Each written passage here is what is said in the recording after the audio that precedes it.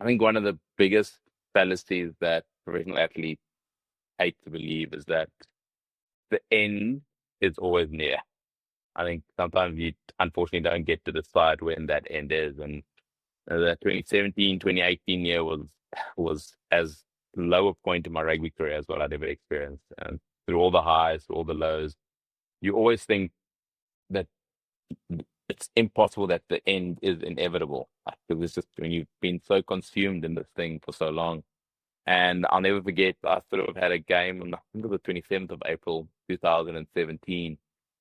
And I'd gone walking with a dog the day before in France. And like it was on the Thursday before the game on Saturday, and we had the captain's run on the Friday. And as I was walking down the one hill, I sort of felt something go in my knee, and I was like, this is interesting. So got to captain's the next day. My knee was freaking inflamed, and I was like, "Ooh, this is not ideal." I'm like, "Doc, I think you're gonna need to inject me here, with something that can take away the pain because I literally can't walk on my legs." He's like, "Don't worry, we'll inject you." So got injected the Saturday of the game, and again, reflection actually allows for some real brutal honesty. And also, my mind within, I'd given Toulon a lot, but I'm like, yeah, Toulon is Toulon, so I'm making no decisions. I scored a try, just before half time, sort of 95-meter intercept try, no one from Cup could catch me. Came off at half time. I was like, oh no, I'll go for a bit longer. And then I actually looked at Drew Mitchell just after half time, and I said, like, no, Drew, I'm substituting myself. And Drew's like, you can't do that. I'm like, no, no, Drew, you come on, I go off, not knowing that was going to be the last time I ever got to be on a rugby field. And could I probably still gone a little bit flip potentially? At that moment, it was probably the drugs, keeping me together, given how sore my knee was. And then went for a scan the next week, and they go like, "Well, look, there's a little bit more to what you think here. You've got no meniscus left." I'm like, "Sorry, what?" Like, "No, no, you got bone and bone bruising." I'm like, "Ooh, that's not what I envisioned when I substituted myself."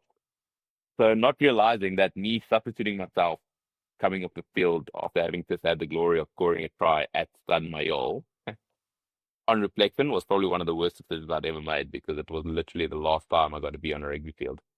Um, and then went through a process over the next year where I really tried. I tried my utmost best to get back. And unfortunately, the inevitable was not only facing me in the face, the inevitable had already come and gone. I'll never forget opening the door in Toulon and just breaking. Like the tears just flowed out of me because it was almost this metaphor of the door was closed as the door is closed, and I just bawled on the top of the staircase at home, thinking it's like I'm never gonna get it back. I'm never gonna have that opportunity to do something you love, to do something that's given you so much. 80,000 people sing the national anthem. It's all gone, right? And there was like all this m- meteoric dumping of it's done. And as I opened the door at the top of the staircase, bawling my eyes out, I'll never forget hearing my 3-year-old have this incredible belly laugh with my wife, who was now pregnant with our second, and realizing, as low as that point was for me as an individual, there was more that I needed to live for because there were people that I'm now responsible for, like literally people that I was responsible for. And my 3-year-old had no idea who I was in terms of a rugby player. He just knew me as his dad. My wife had sacrificed so much for me to live out my dream, and she was more than just support. She was the most amazing thing that had ever happened to me. I think for most of us, when you're going through your career and you're so consumed in this unrealistic reality that you're living in, earning a salary of a CEO at 21 years old, traveling the world, flying business class, doing all the cool things.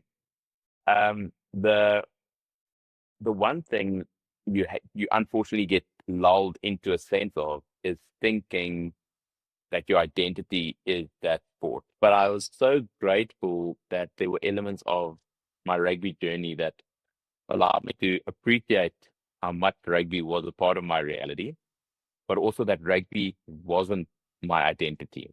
And I think that sort of really allowed me sort of to transition